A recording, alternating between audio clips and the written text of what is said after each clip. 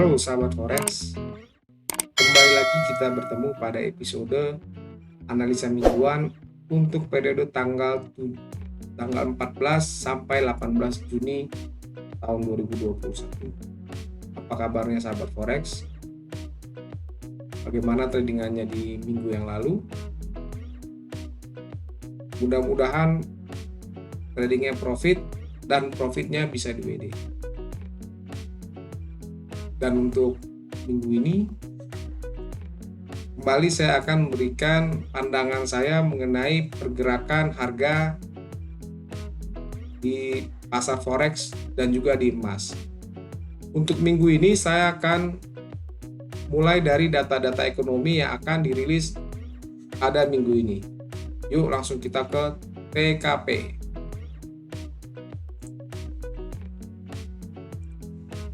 Sahabat Forex, untuk data ekonomi saya melihat sumbernya itu dari Forex Factory. Sahabat Forex bisa juga melihat dari sumber-sumber lainnya ya, seperti DailyFX atau investing.com, dan masih banyak sumber lainnya yang bisa sahabat Forex lihat untuk data-data ekonomi yang akan dirilis.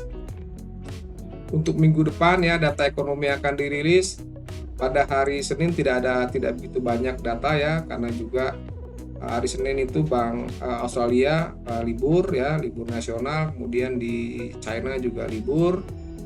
Tidak ada begitu banyak data yang dirilis di hari Senin. Kemudian untuk hari Selasa, ini ada hari Selasa ya, pagi 8:30 ada juga data monetary policy meeting minute ya. Ini notulen dari rapat kebijakan moneter Bank Sentral Australia. Kemudian juga ada ya data ini tidak begitu besar impact-nya. Hari Selasa ini juga jam 1 siang ada data Climate Count Change ya ini, dan juga unemployment rate. Ini data untuk perubahan tenaga kerja di Inggris ya, jumlah lapangan pekerjaan yang tercipta di Inggris. Kemudian juga ada data tingkat pengangguran di Inggris hari Selasa. Kemudian juga pada malam harinya ya, ini ada jam 7.15 ada pidato dari Gubernur Bank Sentral Inggris. Nah, kemudian di jam 7:30 ini ada data penjualan retail di Amerika, juga ada data inflasi ya, PPI ini Producer Price Index. Kalau minggu lalu sudah dirilis data dari konsumer ya, sekarang perubahan harga di tingkat produsen ya. Kemudian juga ada ya ini retail sales. Data ini menjadi sangat penting untuk minggu ini karena market melihat apakah ketika inflasi di Amerika itu ada ya, the Fed tetap pada nada bicaranya ya, tetap pada komitmennya untuk tetap suku bunga yang rendah. Nah, ini akan dilihat apakah benar-benar the Fed nanti tetap akan dengan komitmennya ya untuk suku bunga yang rendah. Karena pada hari Kamisnya ya, di hari Rabu ini juga tidak begitu ada data yang cukup besar. Nah, ini hari Kamis ini yang kita lihat. Hari Kamis itu jam 1 dini hari ada FOMC Economic Projection ya, ini dari economic projection dari the Fed, dari Federal Open Market Committee ya. Kemudian juga ada FOMC statement nih. Ini akan kita lihat apakah the Fed tetap pada komitmennya ya untuk tetap pada suku bunga yang rendah, kemudian tetap pada pembelian obligasi dengan mulai adanya inflasi di data-data inflasi yang mulai menunjukkan ya adanya inflasi di Amerika. Ini untuk Amerika nih kita akan lihat kedepannya, karena ini pasti akan berpengaruh pada pergerakan harga di pasar ya. Kemudian juga ada data Australian dollar pada hari Selasa juga ya. Hari Selasa ini ada data hari Kamis dari Kanada. Kemudian subuhnya ada New Zealand ya, GDP ya, ini juga berpengaruh untuk yang trading di New Zealand. Ada juga data tenaga kerjaan dari Australia di pagi harinya jam 7.10, jam 8.30 pagi. Kemudian ada, jadi minggu depannya ada banyak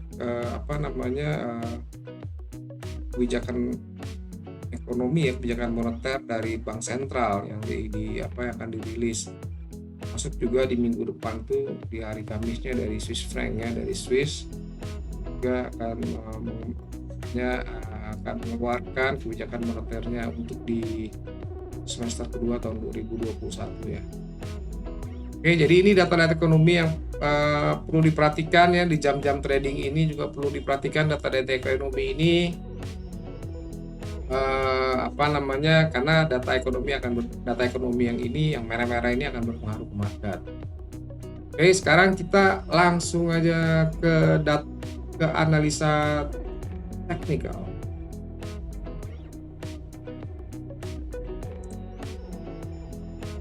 Oke, so untuk yang pertama kita analisa untuk pergerakan pound USD.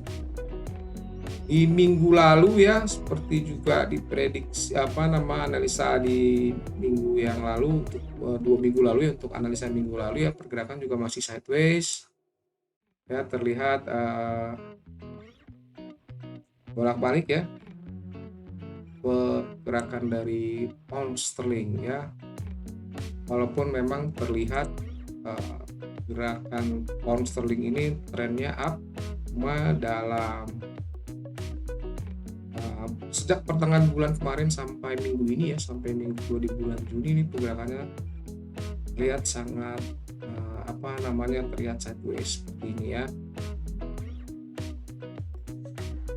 Tapi kalau lihat pergerakan dari minggu ke minggu ya, sejak 3 minggu yang lalu memang terlihat seperti seller ini memang cukup kuat ya untuk mendorong harga pound sterling itu lebih rendah dari USD ya, karena terlihat dari minggu ke minggu ini high-nya makin rendah ya, makin turun ya, walaupun dia bergerak sideways tapi high-nya itu makin turun, kemudian juga low-nya terlihat turun sedikit.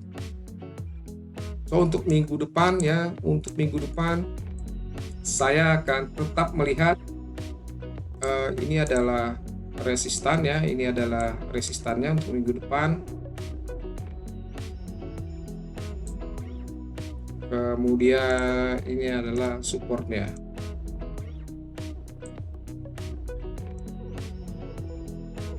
Secara garis besar trennya masih up ya, tapi dalam beberapa minggu terakhir memang dia terlihat sideways. So untuk placeholder minggu depan ya, saya akan lihat apakah di area support ini ya, atau di area di area demand ini akan ada buyer ya. Saya akan tunggu di area ini ya. Kalau misalnya ada pembalikan arah, ada rejection ya, ada candle rejection untuk bearish, ini saya akan coba untuk ambil posisi di market. Saya akan coba buy. Kemudian di area ini juga saya akan lihat ketika ada candle rejection ya, untuk ambil posisi sell.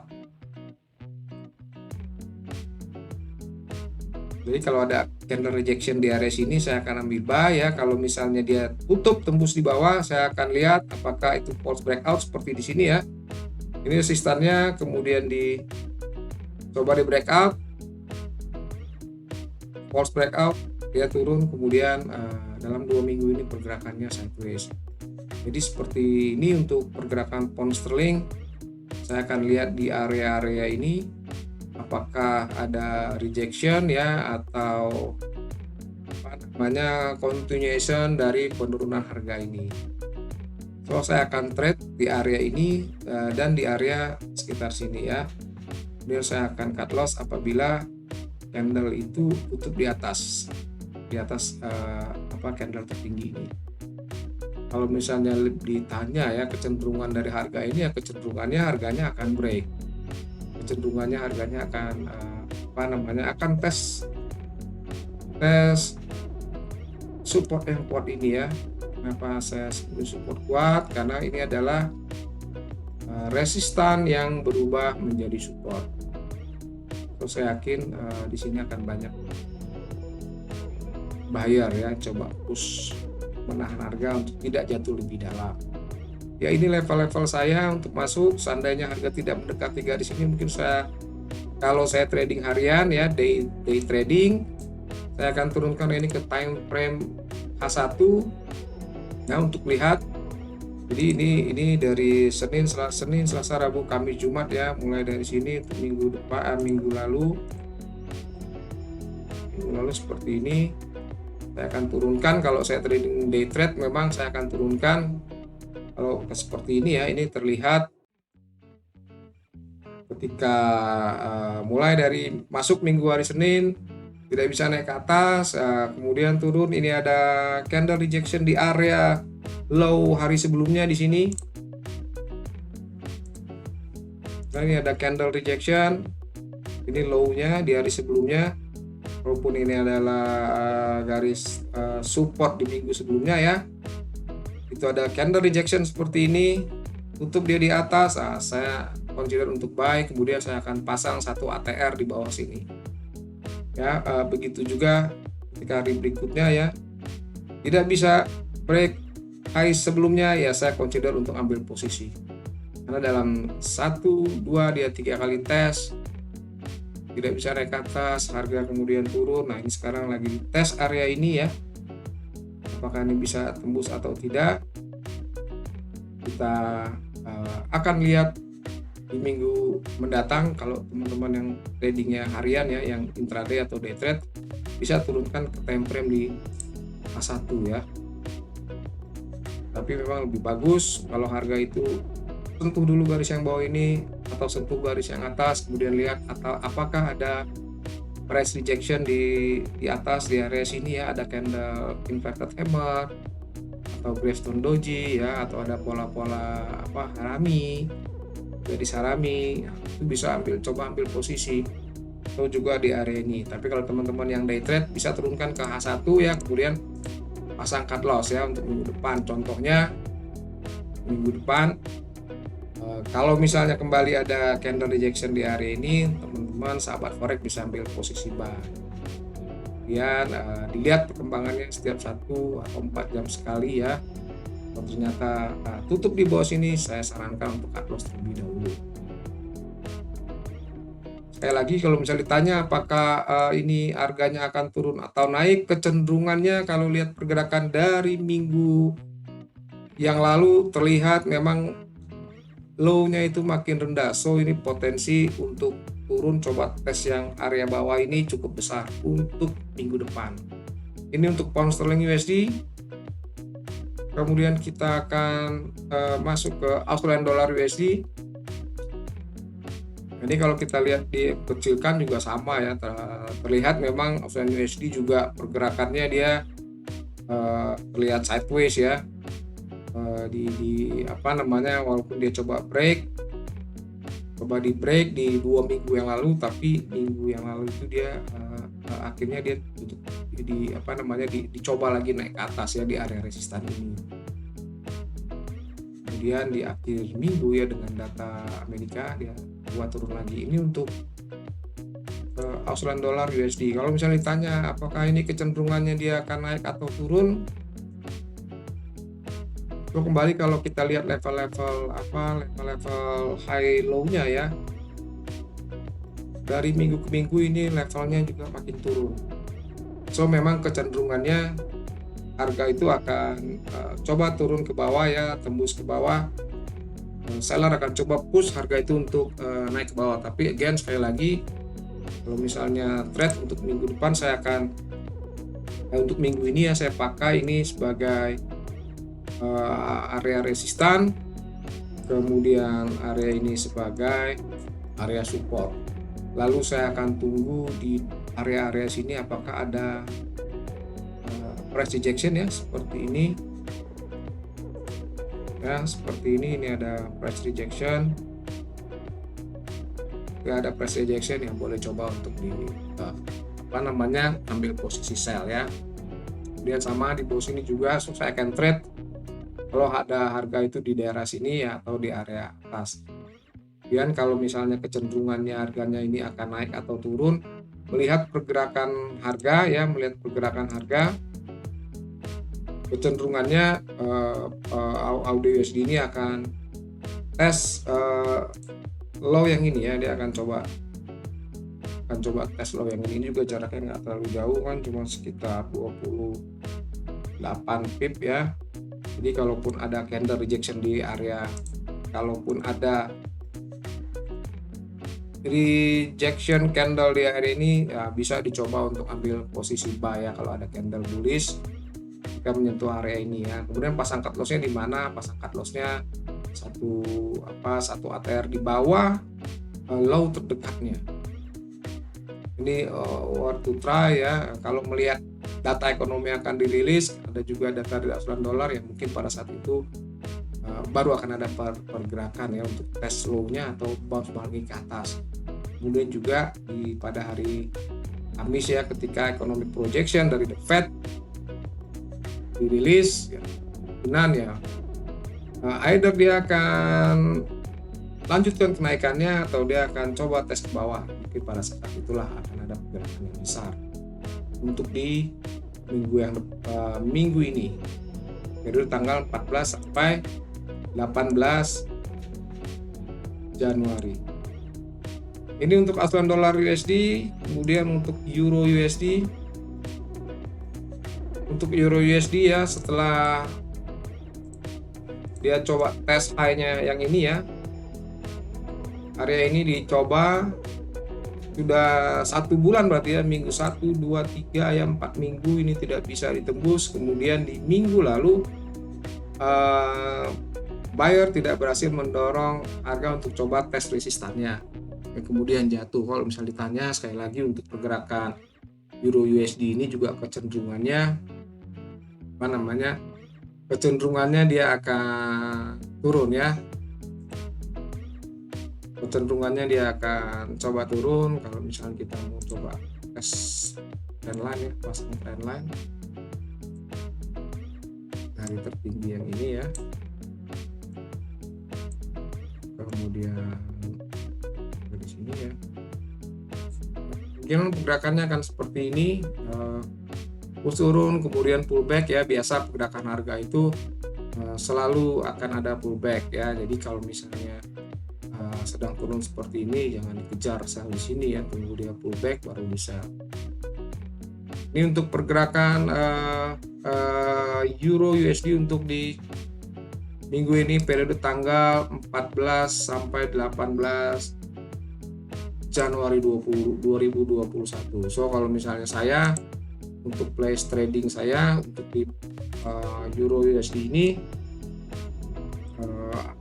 saya akan lihat kalau ini sih kecenderungannya dia akan turun ya. Saya udah pasang trendline, saya akan tunggu dia pullback untuk ambil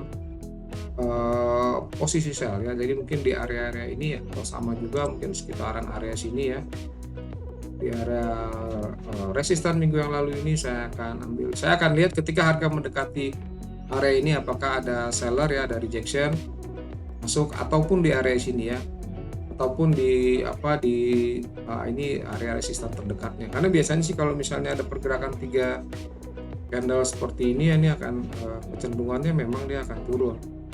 So kita akan lihat apakah dia akan ada pullback atas, sehingga baru kita ambil posisi, baru saya akan ambil posisi sell.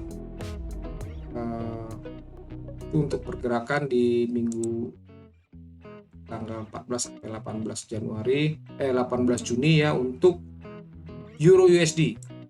Sekali lagi kalau misalnya ditanya kecenderungannya seperti apa pergerakannya, dilihat dari teknikalnya. Pergerakan pound sterling ini cenderung dari 2 minggu terakhir dia high-nya makin rendah dan low-nya pun makin rendah. So kita lihat dia akan coba tes low selanjutnya mungkin sekitaran area ini ya, di sekitaran area ini yang juga merupakan area resisten menjadi support. Jadi mungkin ini ada area yang kuat ya. Ini akan dicoba di minggu ini pergerakan dari euro USD. again ya, walaupun trennya turun kita bisa ambil counter trend ya untuk ambil posisi buy. Penting kita lihat di area-area support ya. Paling penting trading adalah sell high ataupun buy low, sell high ya. Jadi sell di harga tertinggi, buy di harga terendah, kita tentukan support dan resistance, kemudian kita coba masuk di area itu apabila ada candle rejection. Jadi kalau misalnya kita mau buy, kita buy di area support. Ya di area support, tapi kita jangan, lebih baik kita tunggu lihat pergerakan di area itu, apakah buyer ada masuk ke pasar ya. Kita coba lihat dari candle yang ada pergerakannya. Jadi misalnya contoh yang seperti ini, ketika dia 1 2 3 kali ini 1 2 3 4 ya, kemudian ada di candle kelima ini buyer coba masuk ya, coba ditahan lagi sama seller, di seller masuk ya, kemudian satu candle panjang buat harga itu naik ya. Sebenarnya inilah entry kita untuk buy ya.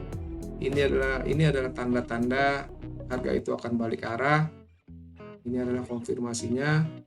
Kemudian pasanglah cut loss di bawah ini ya. Kalau nggak punya cut loss besar ini ya jangan masuk ke pasar.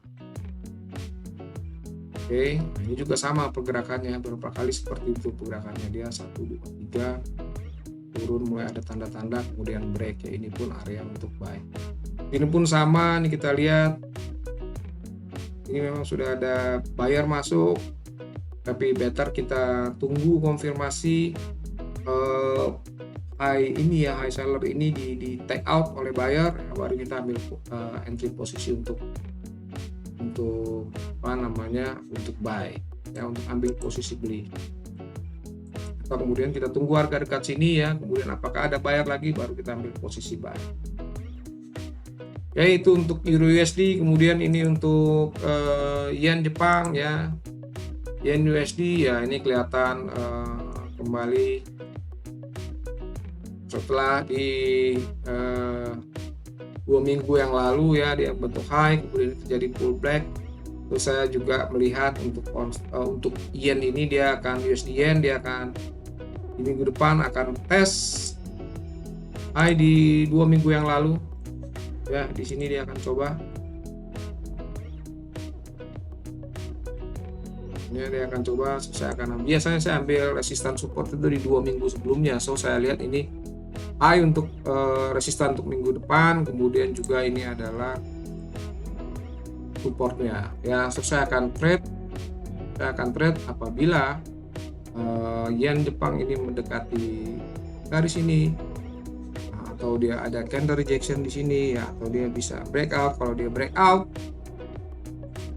tandanya dia breakout ya, saya akan tunggu beli pada saat harga itu pullback kembali ke area resistan, which is resistan itu menjadi support ya. Kalau misalnya ditanya apakah kecenderungannya ini akan naik, ya saya lihat untuk di minggu depan ini dia akan naik ya, dia akan coba kembali resistannya. Jadi kita akan lihat ini bentuknya seperti pola W. Minggu depan dia akan tes 110 ini ya, itu yang kita lihat. Ini ada support terkuatnya, ini adalah support terdekatnya ya, ini adalah support terdekatnya. Jaraknya juga tidak terlalu jauh ya, sekitar 70 poin, 70 pip lumayan. Kawan forex bisa turunkan ini mungkin di candle H1 ya, untuk lihat apakah ada, ketika harga mendekati support terdekat ini, apakah ada candle rejection di area ini, apakah buyer sudah coba untuk dorong harga naik ke atas ya. Ketika ada konfirmasi itu boleh di buy di area ini, kemudian target terdekat di area sini ya. Oke, ini untuk USD yen untuk pergerakan minggu tanggal 14 sampai 18 Juni 2021. Untuk ini kalau misalnya ditanya saya prefer buy atau sell ya, karena kita di trading bisa buy sama sell, saya prefer untuk ambil posisi, ada prefernya lebih baik saya akan ambil posisi buy, tapi saya tetap akan ambil posisi sell di area sini ya, kalau memang ada candle rejection di area ini.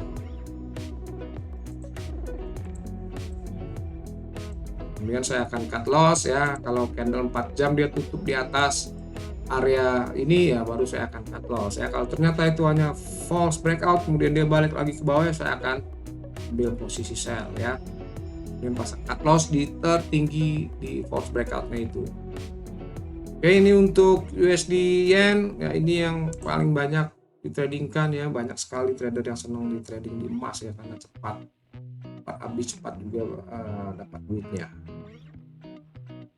Oke, again kalau untuk pergerakan emas lihat pun sama ya di seperti di pound, di euro ya, ini juga trennya ya terlihat seller coba mendominasi ya, tetap coba menekan harga untuk turun.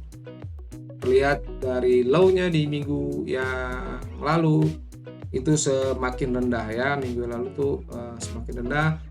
Cuma ini adalah terlihat sebagai area support atau demand yang kuat ya, di mana udah dites sekali, kemudian juga dites buyer coba dorong narik ke atas, kemudian ini dia coba turun. So kalau misalnya untuk minggu depan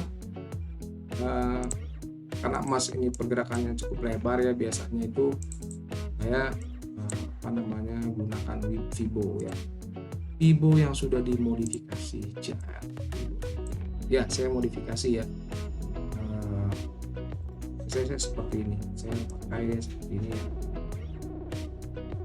jadi bukan pakai deret Fibonacci lagi, tapi angka genap aja 0,25 ya, 50, 75 sampai 100 ya. Ini untuk minggu depan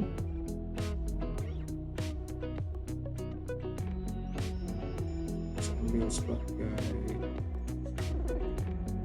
ini low-nya sekarang ya. Saya akan lihat apakah di area ini ada rejection ya, ada candle buyer. Kalau ada candle buyer saya ambil posisi beli ya di area ini. Sekali lagi untuk emas ini pergerakannya cukup lebar ya, siapkan modal yang cukup bertransaksi di emas, karena let's say kalau misalnya kita ambil posisi di area ini aja, walaupun kita pasang cut loss ya, satu ATR itu kurang lebih 8.450 poin, 845 pip ya, atau $8. Jadi kalau kita masuk di 877 ini aja, kita harus pasang cut lossnya sekitar ini 8.450 poin ya, dengan 3 digit di belakang koma. Jadi cukup lebar. Maksudnya kita kalau misalnya mau ambil di sini, ini harus 8 poin dari sini minimal nih. Kita cut lossnya di low 855 kurangi 8 berarti kurang lebih di 47 cut lossnya. Jadi cukup besar ya cut loss untuk di emas. Kalau teman-teman yang tradingnya intraday, again sekali lagi kalau yang tradingnya intraday, tradingnya daily ya, masuknya harian, pagi atau siang masuk posisi ya, di close juga minggu itu turunkan time frame ke H1 ya, turunkan time frame ke H1 karena di sana bisa terlihat lebih dahulu apabila terjadi perubahan di area-area support dan resistan ya. Contoh misalnya seperti ini ya, terlihat di hari Jumat yang lalu ketika harga sentuh harga tertingginya ya di minggu yang lalu ya. Ini kan hari Senin, Selasa, Rabu, Kamis, Jumat. Ini hari Senin, Selasa dia bentuk high, kemudian di Jumat harga high-nya ini dites, tapi ada didorong sama seller ya. Nah, ini bisa ambil posisi sell di sini ya. Jadi begitu di candle H1 tutup ya, ambil posisi sell. Kemudian pantaulah 1 jam sekali ya, apabila pergerakannya itu ternyata di 1 jam berikutnya dia tutup di atas garis ini, harus di cut loss, jangan ditahan-tahan ya. Jadi seperti itu. Kalau yang intraday ya better untuk trading di area-area ini, di area-area di area ini ya, kemudian di area ini di sekitar 18 area 1870 ya, sama di atas 1900 ya, 1902 di minggu lalu. Ini juga bisa dijadikan pivot ya, sekitaran 1886 ya kalau nggak salah sih. Again, kalau misalnya ditanya kecenderungannya emas minggu depan apakah akan naik atau turun, emas ini kalau misalnya kita lihat sih ya, ini sekarang kecenderungannya dia lagi turun. Jadi better kita lihat di level-level support dan resistance-nya aja, apalagi minggu depan tuh ada data dari Amerika ya, kemungkinan sih maksud saya ada banyak data-data ekonomi yang dirilis ya, termasuk data Amerika yang kita tunggu di Fed. Apakah dia merubah nadanya mengenai suku bunga, karena kita tahu pergerakan di hari Jumat, di hari Kamis ya, ketika data CPI itu dirilis, katanya kan meningkat inflasinya ya, artinya kalau misalnya inflasinya itu meningkat, seharusnya US dollar itu menguat, jadi seharusnya ketika data inflasi ya, CPI-nya itu dirilis yang menguat ya, cukup signifikan, seharusnya teorinya mata uang Amerika itu menguat ya. Ketika mata uang Amerika menguat, emas itu jatuh. Tapi kenyataannya di hari itu mata uang Amerika nggak menguat, justru melemah ya, justru mata uang Amerika melemah, emas yang naik saat data itu dirilis. Karena market memang langsung bereaksi ya, mereka bereaksi dengan data inflasi seperti itu ya, artinya ketika ada inflasi, harga-harga makin mahal ya, kecenderungannya itu barang-barang makin mahal ya, consumer spendingnya juga jadi makin menurun.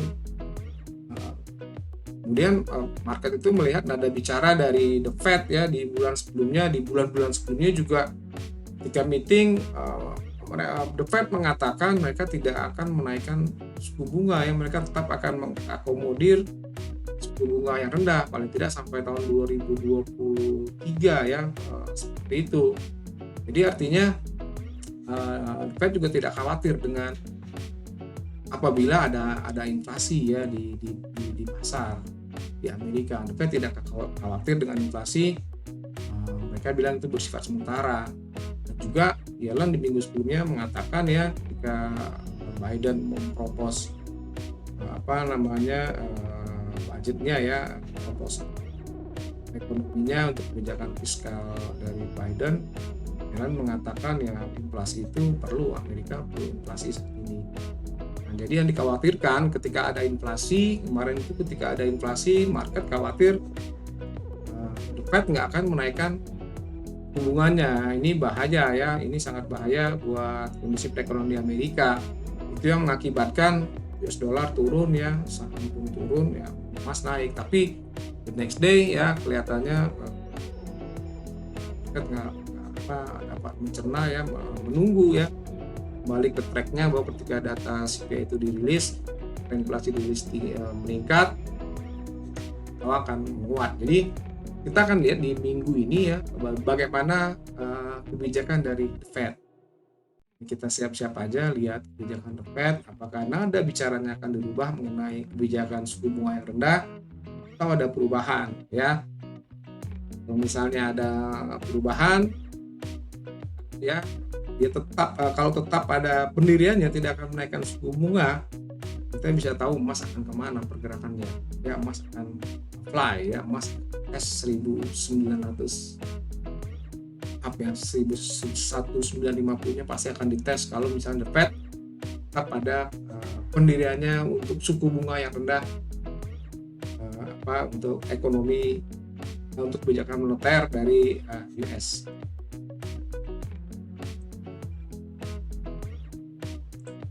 Ya, kalau untuk teknikal ya kita lihat level-level teknikalnya aja ya, kita lihat level-level teknikalnya. Kalau misalnya ya minggu depan ini bisa tembus ya, dia tes 1850-an garis ini dia tembus, dia akan tes di di sekitaran sini ya, support selanjutnya ya di sekitaran sini di area 1800, itu artinya kebijakannya The Fed merubah kebijakannya, dia akan ada nada-nada untuk menaikkan suku bunga karena inflasi yang khawatirkan. Tapi kalau misalnya minggu depan dia bisa break ke atas, nah ini artinya memang The Fed pada nada bicaranya tidak akan tetap mengakomodir suku bunga rendah, tetap ada kebijakan untuk membeli obligasi di Amerika, obligasi dari Treasury Note yang seperti itu. Kita akan tunggu untuk minggu depan. Untuk teknikal ya tidak perlu, kalau banyak kan orang teknikal nggak akan melihat itu. Sekali lagi kalau misalnya ini break ke atas berarti kebijakannya tetap ya. Kalau ini break ke bawah ya berarti ada kemungkinan The Fed berubah nada bicara untuk menaikkan suku bunga. Jadi kita lihat di level-level ini aja untuk minggu depan ya. Tetap sebelum hari Kamis ya bisa, kalau ada rejection di sini tetap buy, kalau ada rejection di hari ini boleh sell, atau di area ini bisa dicoba ya. Atau kalau misalnya ternyata hari Kamis dia tutup di bawah sini ya bisa di sell karena range-nya cukup jauh, lumayan $30 lebih ya, 30.000 poin. Oke, itu untuk analisa minggu ini.